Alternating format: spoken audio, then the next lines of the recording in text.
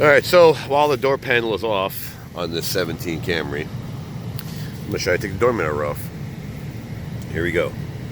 Now, it looks like you don't have to actually take this thing off to get the mirror out, but you definitely do to get to the wiring. So just take the door panel off. It took like, I don't know, 45 seconds to get it off. 2 minutes for inexperienced.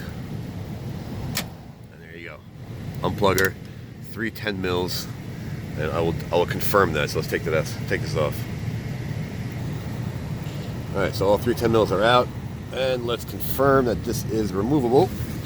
Let's get up, and it is. There you go. Is there another one? No, hold on. Looks like it might be stuck on something. Let's see. Let's see what we got going on. All right, so I found the culprit beneath this little push pin. Tiny little white clip.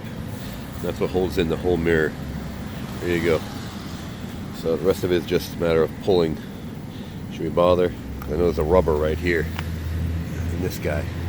So that's got to sit properly too. That's got to pop out. So there you have it. There's your mirror. And this little clip right here. So you sort of push this down and pull the mirror out. So there you go. There's the mirror. 100% out.